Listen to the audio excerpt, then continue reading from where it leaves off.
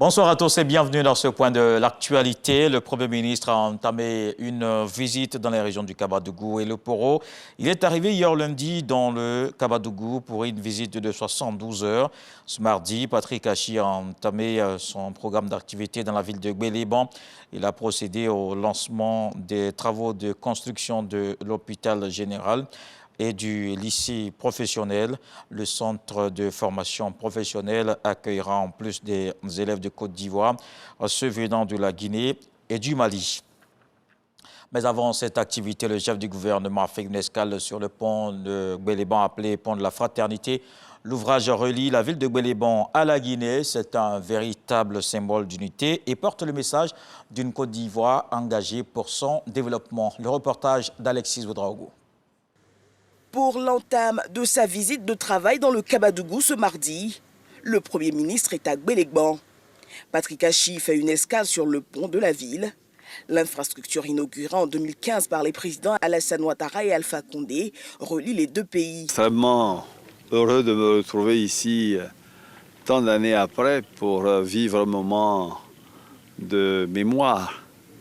Ce pont a été effectivement un des projets les plus importants qui devait être réalisé au moment où le chef de l'État devait faire sa visite officielle à Gbéléban.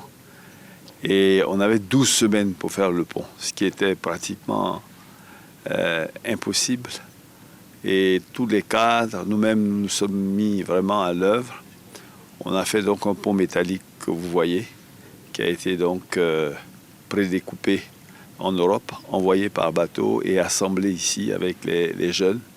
Et finalement, on a pu l'achever.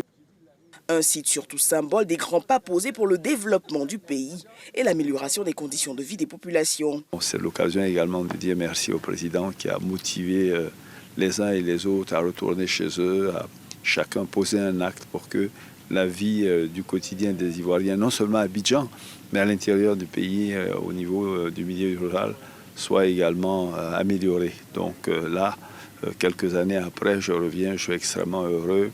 Le pont est là, la voirie est faite.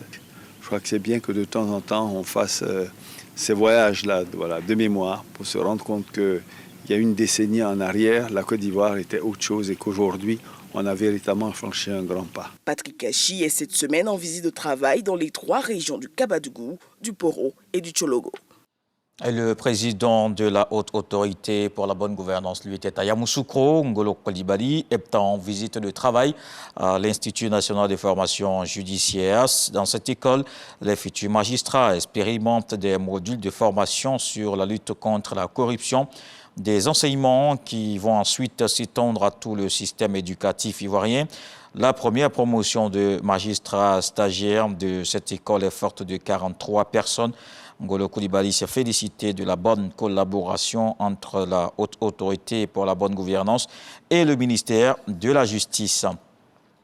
C'est un drame qui avait ému tout le pays en début de semaine dernière. L'accident sur l'axe Abidjan-Lépée le 1er août dernier. Ce mardi, c'était la levée de corps des 21 personnes décédées. La ministre de la Solidarité et de la lutte contre la pauvreté était aux côtés des parents des victimes. Miss Belmondo Dogo a apporté le réconfort du gouvernement aux familles endeuillées. Il faut noter qu'en plus des 21 défunts, les personnes blessées ont été prises en charge par l'État de Côte d'Ivoire. Dans le reste de l'actualité présidentielle au Kenya, plus de 22 millions d'électeurs étaient appelés aux urnes pour les élections générales.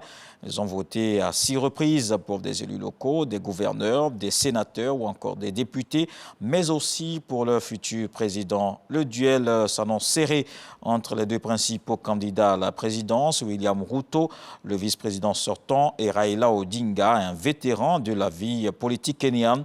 Le scrutin s'est globalement bien déroulé dans l'ensemble. Et l'armée de Taïwan a mené ce mardi un exercice d'artillerie à balles réelles. Plusieurs centaines de soldats et une quarantaine d'obusiers vont être déployés cette semaine. Taïwan simule la défense de l'île contre une invasion chinoise.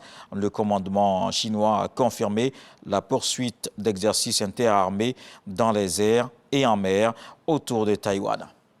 Voilà pour le flash d'information. La suite avec les infos régionales. Je vous donne rendez-vous à 20 h pour la grande édition.